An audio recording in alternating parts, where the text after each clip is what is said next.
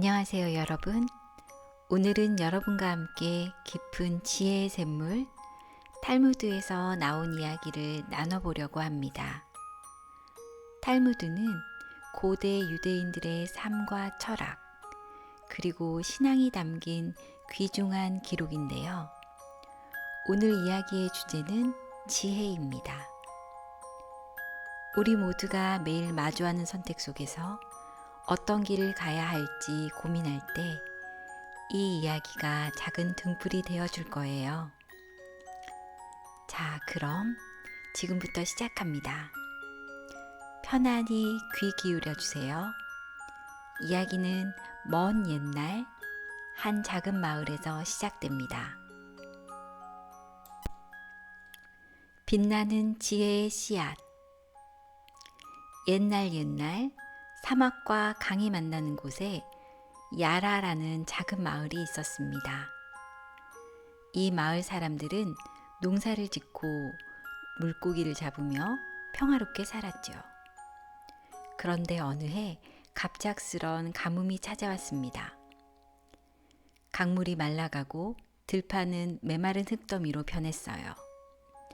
사람들은 배고프고 목말랐지만 누구도 해결책을 찾지 못했습니다. 그때 마을 광장에 한 노인이 나타났습니다. 백발이 성성하고 눈빛이 깊은 노인이었어요. 그는 사람들 앞에 서서 말했습니다. 이 마을을 살릴 씨앗이 있다. 그 씨앗은 빛나고 단단하며 아무도 파괴할 수 없다. 하지만 그것을 찾으려면 너희가 가진 것을 내려놓아야 한다. 사람들은 웅성거렸습니다. 씨앗? 어디서 찾지? 내가 가진 걸 내려놓으라고? 그게 무슨 뜻이야? 노인은 더 말하지 않고 조용히 자리를 떠났습니다. 하지만 그의 말이 사람들의 마음에 남았습니다. 그리고 그날 밤 세 사람이 씨앗을 찾기로 결심했습니다. 첫 번째는 하임이라는 젊은 농부였습니다. 그는 힘이 세고 성실했지만 늘 자신이 가진 것만 믿었습니다. 두 번째는 레아라는 어부의 딸이었지요. 그녀는 머리가 좋고 사람들을 잘 설득했지만 남을 돕는 데 인색했어요. 세 번째는 엘리라는 늙은 상인이었는데 그는 돈을 사랑했지만 그만큼 잃는 것도 두려워했어요. 다음 날 아침 세 사람은 각자 길을 떠났습니다. 하임은 삽과 곡괭이를 들고 들판으로 갔어요. 씨앗이라면 땅속에 있겠지. 내가 파면 돼. 그는 하루 종일 땅을 팠지만 흙먼지와 돌멩이만 나왔습니다. 레아는 강가로 갔어요. 씨앗이 빛난다고 했으니 물속에 반짝이는 게 아닐까? 그녀는 그물을 던지고 물고기를 잡아봤지만 빛나는 건 물에 비친 햇살뿐이었죠. 엘리는 마을시장으로 갔습니다. 돈으로 살 수 있다면 그게 제일 빠르지. 그는 상인들에게 물었지만 아무도 그런 씨앗을 들어본 적이 없었어요. 며칠이 지나도 씨앗을 찾지 못한 세 사람은 다시 광장에 모였습니다. 그때 노인이 다시 나타났어요. 너희는 무엇을 찾았느냐? 하임이 먼저 말했어요. 저는 땅을 팠지만 아무것도 없었습니다. 노인, 씨앗이 어디 있는지 알려주세요. 레아가 이어서 말했죠. 저는 강을 뒤졌지만 헛수고였어요. 당신이 우리를 속인 거 아니에요? 엘리는 한숨을 쉬며 말했어요. 돈으로도 안 된다면 그 씨앗은 없는 거겠죠. 노인은 미소를 지으며 말했습니다. 너희가 가진 것을 내려놓으라 했는데 너희는 여전히 그것을 붙잡고 있구나. 하임, 너는 네 힘을, 레아, 너는 네 지혜를, 엘리, 너는 내 돈을 믿었다. 하지만 진정한 씨앗은 그런 것 속에 있지 않다. 세 사람은 어리둥절했어요. 그럼 대체 뭐죠? 노인은 주머니에서 작은 상자를 꺼냈습니다. 상자를 열자 그 안에는 아무것도 없었어요.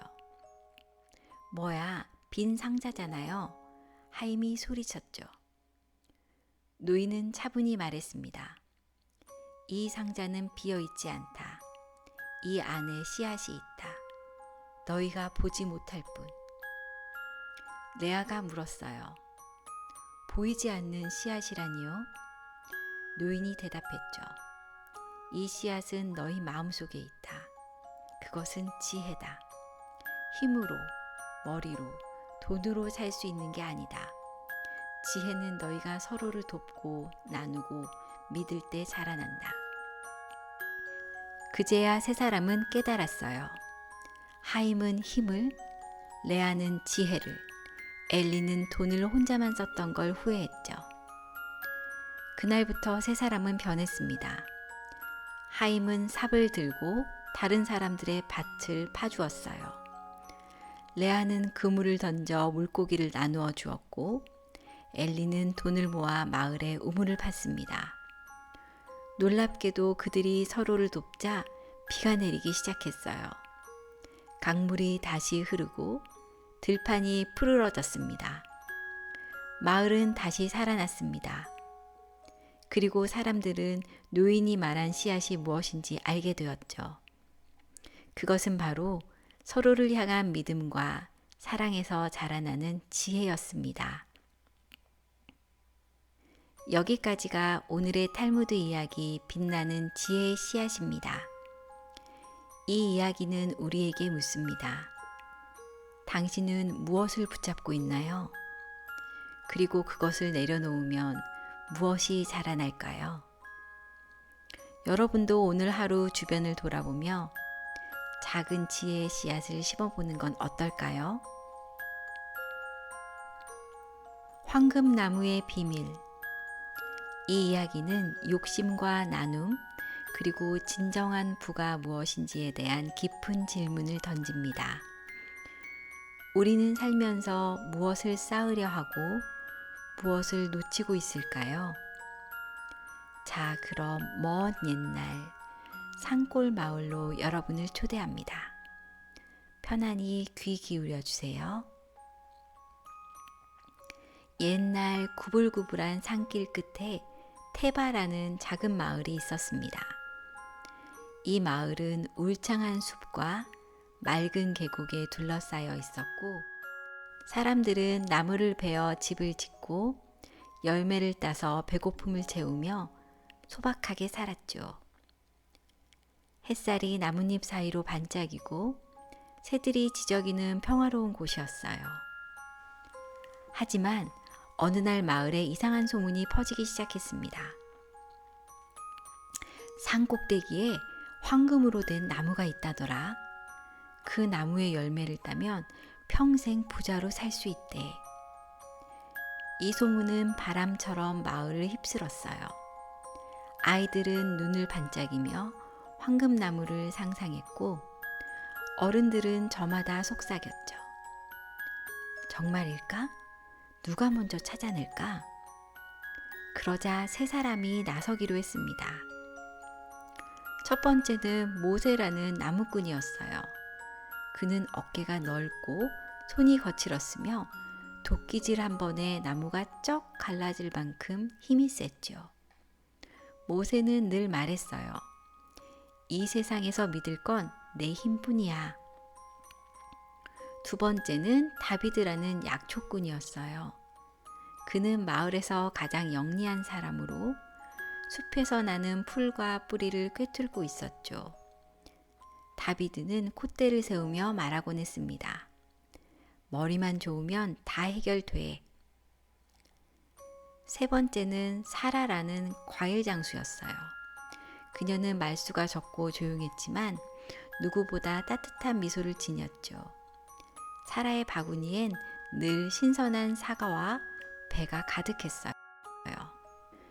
다음 날 아침 세 사람은 각자 길을 떠났습니다. 모세는 커다란 도끼를 어깨에 메고 산으로 향했어요. 황금나무라면 당연히 숲에 있겠지. 내가 찾아서 베어내면 끝이야. 그는 힘차게 발걸음을 옮겼고 나무 사이를 헤치며 올라갔습니다.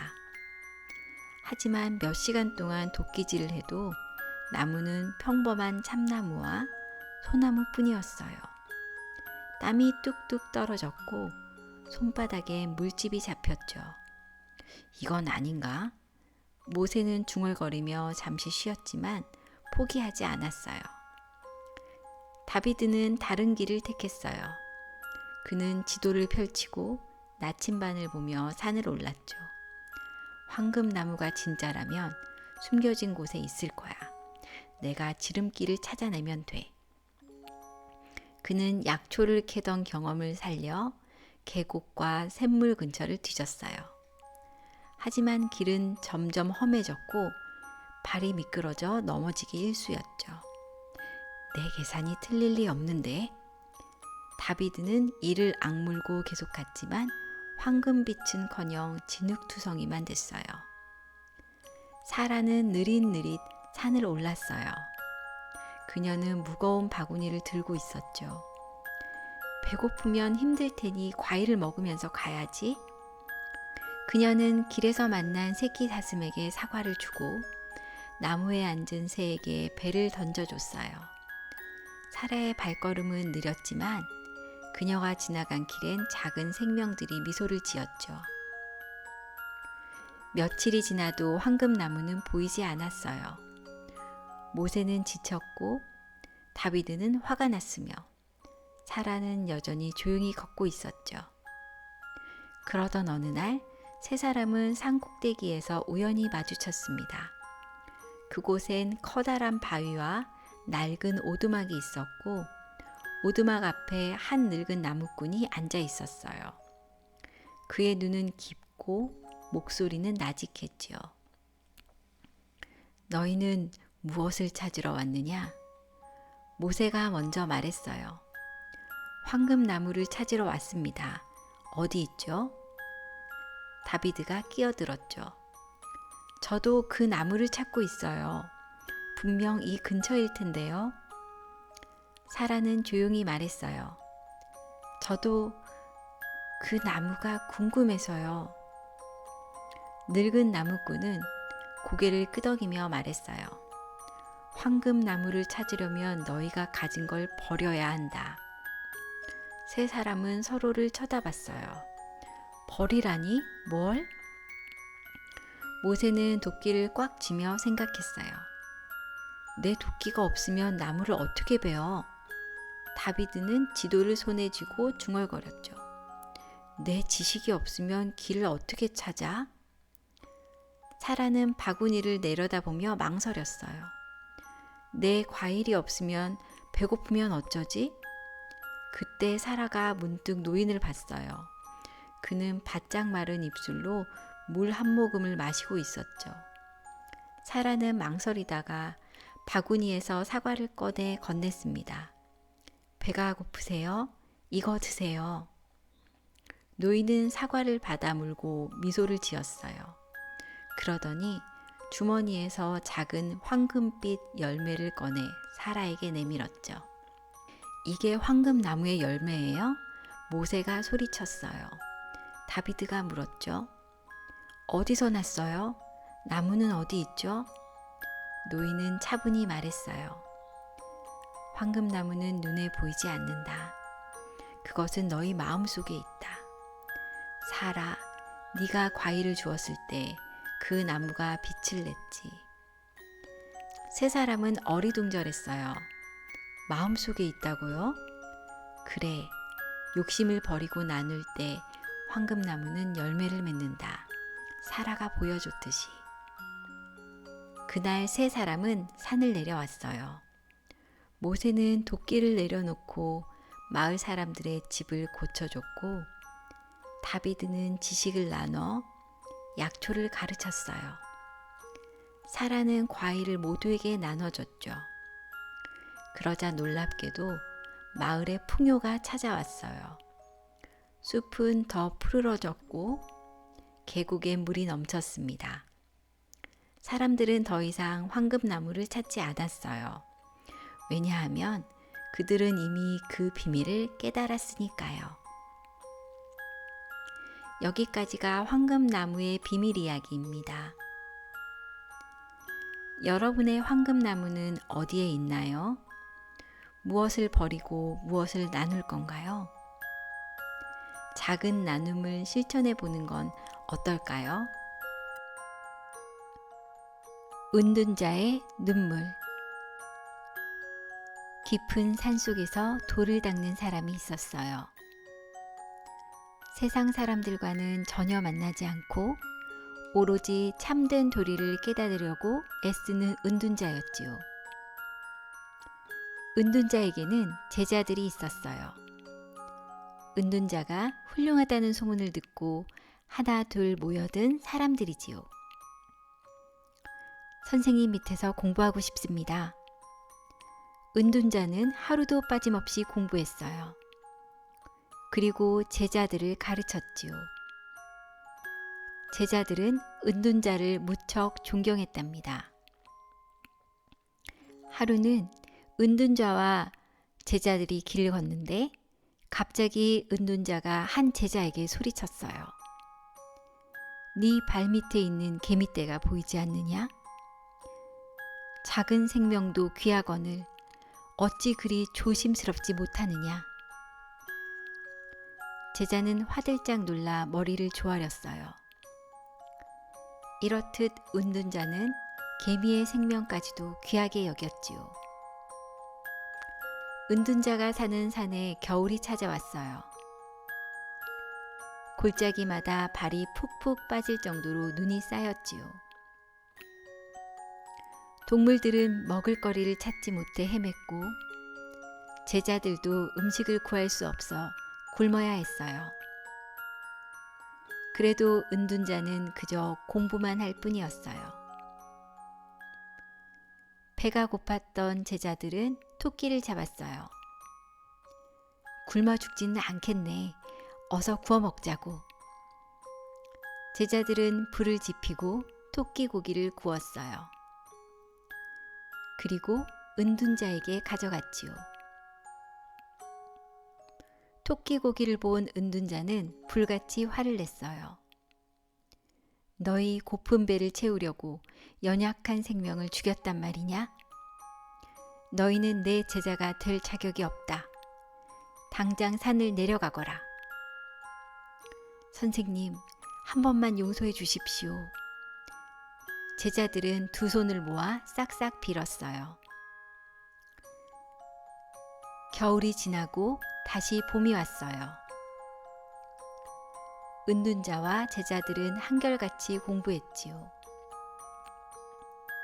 은둔자의 순결함과 고귀함은 입에서 입으로 전해져 세상에 널리 퍼졌어요. 세상 사람들은 은둔자를 마음속 깊이 존경했지요. 어느 날 궁궐에서 보낸 사람들이 찾아왔어요. 왕께서 나라를 좀 더 잘 다스리고자 하십니다. 은둔자께서 지혜가 크다 하니 오셔서 도와주십시오. 하지만 은둔자는 돌아보지 않고 대꾸했어요. 나는 세상 일에는 관심 없소. 돌아가시오. 궁궐 사람들은 무릎을 꿇고 몇 번씩이나 부탁했어요. 하지만 은둔자는 벽만 바라볼 뿐이었지요. 궁궐 사람들은 하는 수 없이 그냥 돌아가야만 했어요. 그 뒤로도 사람들이 여러 번 찾아와 도와달라고 했지만 은둔자는 단 한 번도 세상으로 나가지 않고 오로지 산속에 묻혀 지냈어요. 세월이 흐르고 또 흘렀어요. 은둔자는 나이를 먹어 80살도 훌쩍 넘었죠. 몸도 아주 약해졌어요. 은둔자는 자신이 죽을 때가 가까이 왔음을 알았어요. 은둔자는 제자들을 불렀어요. 그리고 눈물을 뚝뚝 흘리며 말했지요. 내가 죽는 것은 슬프지 않으나 그동안 잘못 살아온 것이 슬프구나. 제자들은 깜짝 놀라며 물었어요. 아니, 그게 무슨 말씀입니까? 선생님께서는 누구보다 훌륭하게 사셔서 이 나라에서 가장 존경받고 계십니다. 은둔자는 지난 날을 하나하나 떠올리며 말했어요. 그렇지.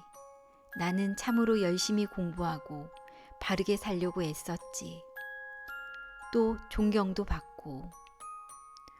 은둔자는 쓸쓸하게 말을 이었어요. 하지만 나는 토끼를 소중히 여기면서도 정작 너희의 고픈 배를 헤아리지도 못하고 개미 떼까지 귀하게 여기면서도 세상 사람들을 사랑하지 못했구나.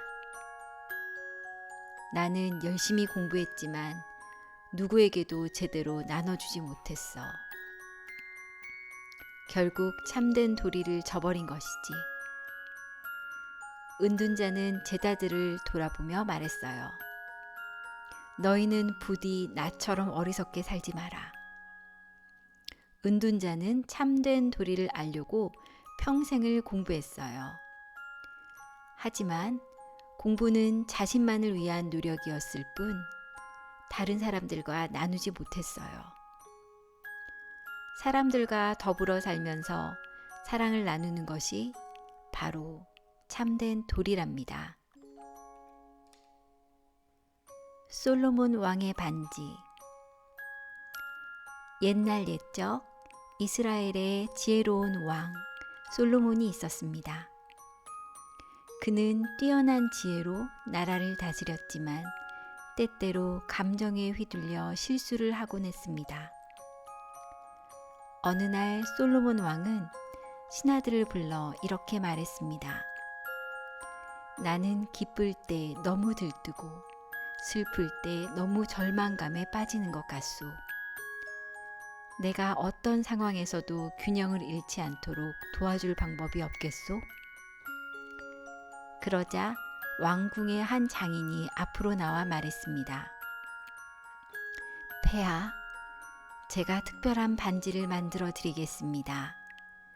이 반지를 보면 언제든 마음의 평정을 찾을 수 있을 것입니다. 왕은 궁금해하며 장인이 반지를 만드는 동안 기다렸습니다. 며칠 후 장인은 반지를 왕에게 바쳤습니다. 왕은 반지를 들고 자세히 살펴보았습니다. 거기에는 짧지만 강력한 문구가 새겨져 있었습니다. 이 또한 지나가리라. 솔로몬 왕은 반지를 끼고 깊은 생각에 잠겼습니다. 기쁠 때 반지를 보면 그것이 영원하지 않음을 깨닫고 교만해지지 않았습니다. 슬플 때 반지를 보면 결국 그 순간도 지나갈 것이므로 절망하지 않았습니다. 이후로 솔로몬 왕은 더욱 지혜로운 군주로 거듭났고 백성들도 그를 존경하게 되었습니다. 우리의 삶에서 기쁨도 슬픔도 결국은 지나가는 순간입니다. 어떤 순간에도 평정심을 유지하는 것이 중요합니다.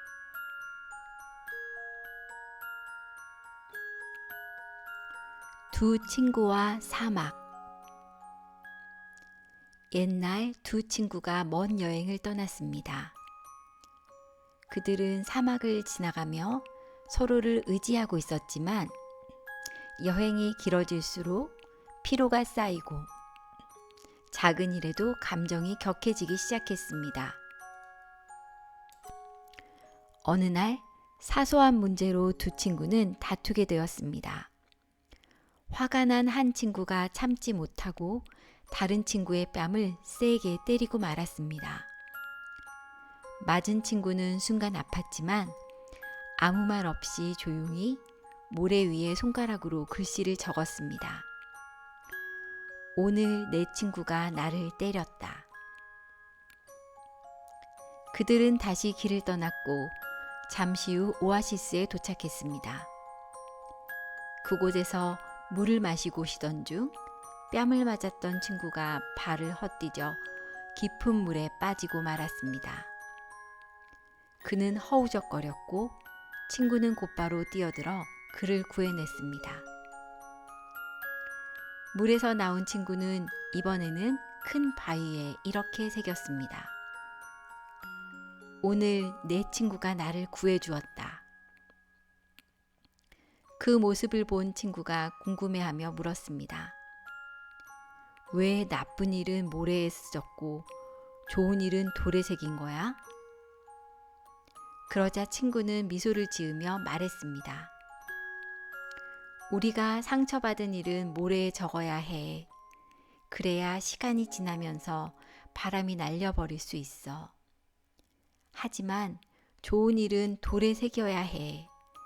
그래야 영원히 기억할 수 있잖아.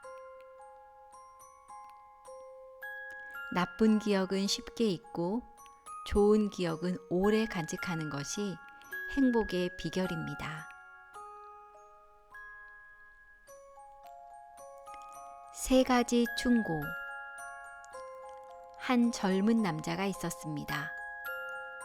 그는 가난한 삶에서 벗어나기 위해 먼 도시로 떠났고 그곳에서 3년 동안 열심히 일해 큰 돈을 벌었습니다. 주인은 그에게 말했습니다. 너에게 두 가지 선택이 있다. 번 돈을 다 가져갈 수도 있고 아니면 내 지혜로운 충고 세 가지를 받을 수도 있다. 남자는 고민 끝에 지혜를 선택했습니다. 주인은 첫 번째 충고를 냈습니다. 단기적인 분노로 결정을 내리지 말라. 두 번째 충고는 길이 너무 어두우면 절대 가지 말라. 세 번째 충고는 집에 돌아가기 전 먼저 가족의 소식을 들어라. 그는 길을 떠났습니다. 도중에 한 사람이 그를 도발했지만 그는 첫 번째 충고를 떠올리며 참았습니다. 나중에 알고 보니 싸웠다면 큰일 날 뻔한 사람이었습니다. 길을 가다가 어두운 숲길이 나왔습니다. 그는 두 번째 충고를 기억하고 돌아섰습니다.